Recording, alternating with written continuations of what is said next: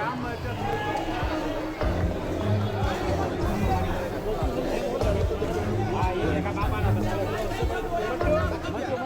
किसमें कितना है दम, जम के रखना कदम। जी हाँ, ये गाने की चंद लाइनें हैं जो इस समय बिहार की राजधानी पटना पर बिल्कुल सटीक बैठती है।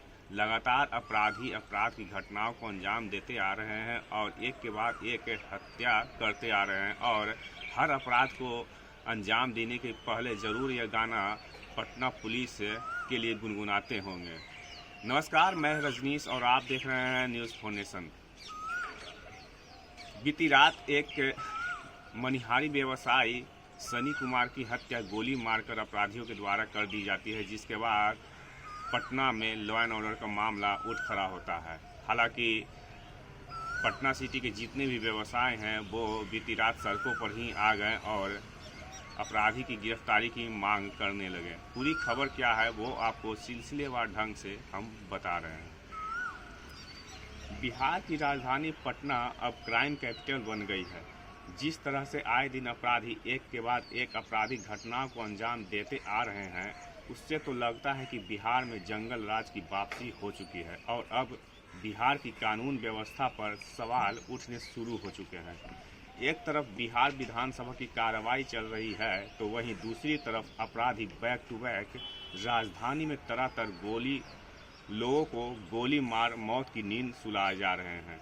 अब बीती रात की ही बात कर लें तो खाजेकला थाना क्षेत्र के बंदरिया गली के पास ही मनिहारी की दुकान चलाने वाले सन्नी कुमार को अपराधियों ने उसके शरीर में बैक टू बैक कई गोलियां दाग दी, जिसके बाद घटनास्थल पर ही सनी की मौत हो गई।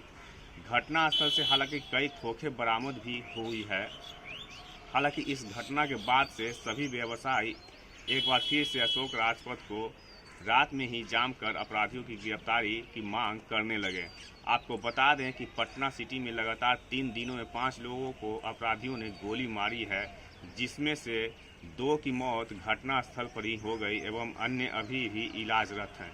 सबसे पहले दही विक्रेता को गोली मारी गई, फिर उसके अगले दिन ही सुबह में बड़े तेल व्यवसायी प्रमोद बागला सहित उनके बेटे और स्टाफ को गोली मार दी गई, जिसमें प्रमोद बागला की मौत हो गई। और अब तीसरी घटना बीती रात की है, जब मनिहारी दुकान चलाने वाले सनी की गोली मारकर हत्या कर दी गई। अब पूरे बिहार की बात करें तो कमोवेश राजधानी पटना की हालत बद से बदतर हो चली है।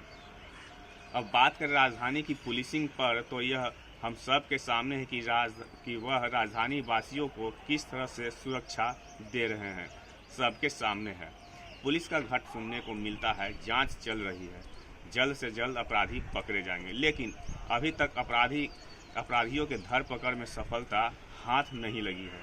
फिलहाल बिहार सरकार शराब और शराबियों को पकड़ने के लिए जितनी शिद्दत से सैटेलाइट फ़ोन, ड्रोन और हवाई जहाज़ का प्रयोग कर रही है, उतनी शिद्दत से अपराध पर काबू पाने के लिए भी कोई रोड मैप बनाए जिससे अपराधियों में खौफ पैदा हो।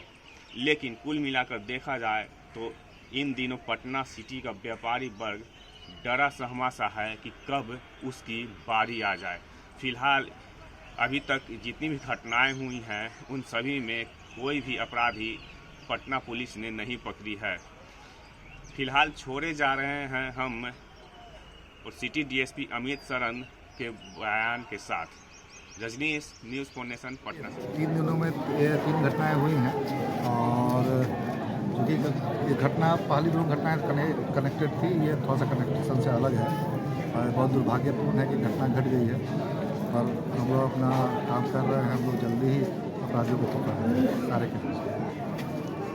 सर, कल भी जो मर्डर हुई उसकी भी अपराधी अभी तक पकड़े नहीं गए, आज भी मर्डर हुई होगा। हाँ, हम लोग लगातार लगे हुए हैं और उस छापेमारी भी कई जगह हुई है, आज भी कल भी रात को, और जल्दी हम लोग पकड़ लेंगे। ये सारी बातें होती हैं, कभी कभी तुरंत नहीं काम हो पाता है और अब तो काम होगा जरूर।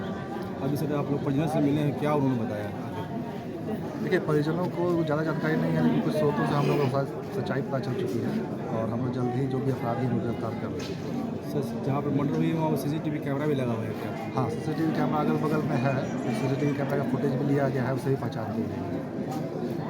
ताकि अब सिटी बचेगी 1000 करोड़ सालाना टैक्स देती है सिटी, 1000 करोड़। और उसके नाम पर अब डेवलपमेंट और सुरक्षा क्या है? सिटी अणुबम और परमाणु बम से भी ज़्यादा खतरनाक हो चुका है। कल क्या हुआ? मैं आपसे क्यों 100 रुपया 200 रुपये के चलते तो मौत फ्री नहीं है, आपको दिख जाएगा। यहाँ पर जो बगल में है आपको आश्चर्य होगा, ये दारू बेचवाते हैं। कौन जनक यादव, कौन क्या जगदीश कौन यादव है, जयकांत यादव जेल में चला गया, सबको पिस्टल दिए हुआ है। क्या पुलिस को पता नहीं है कि जयकांत यादव और कौन कौन लोग क्या बेचवाता है? पूरा नदी के किनारे यहाँ से वहाँ ड्रग्स, गांजा, कोरैक्स और शराब। जब से ये 4 लेन नदी के किनारे रोड बनी तब से तो सारा धंधा और सारा क्रिमिनल उधर से आता है। सिटी तो गलियों का, हम तो 26 मर्डर में सिटी आ चुके हैं। और आश्चर्य है कि नेता और पदाधिकारी दोनों मस्त हो जाते हैं और पब्लिक तो सबसे ज़्यादा मस्त है। ये अपने परिजनों से मिले हैं क्या? सर उनका क्या मुझे मालूम आप एक बात बताओ ना, दीपक मेहता की हत्या हुई, दूसरे कोई लीडर नहीं गए, 2 ठो मेहता चला गया।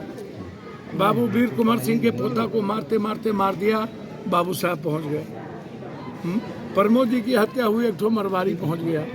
इनकी हत्या होगी, कोई नहीं पहुंचेगा, क्योंकि ये गरीब आदमी है। बिहार कितनी बुरी स्थिति में है, कभी सोचा कीजिए ना। और मैंने पहले भी कहा कि व्यवसाय सुरक्षा एक्ट लाने की ज़रूरत है।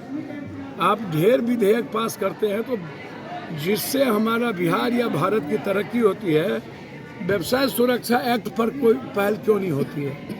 हम चाहेंगे कि व्यवसाय सुरक्षा एक्ट हो और सभी व्यवसायिकों को एक लाइसेंसी हथियार दिया जाए, और जहां इतनी बड़ी मंडी है वहां की सुरक्षा बहुत कड़ी कर दी जाए किसी भी कीमत पे। इस परिवार को, जो एक 15 साल का लड़का, इकलौता लड़का था, 10 लाख रुपया मैं चाहता हूं किसी कीमत पर इस परिवार को मिले। 3 महीने के अंदर स्पीडी ट्रायल हो, अविलंब गिरफ्तारी हो। प्रमोद जी के मामले में भी मैं बहुत क्लियर हूं, इसमें जांच होनी चाहिए कि कौन कौन लोग इन्वॉल्व हैं। सिर्फ कहानी नहीं बनाया जा सकता है। सिटी के हालात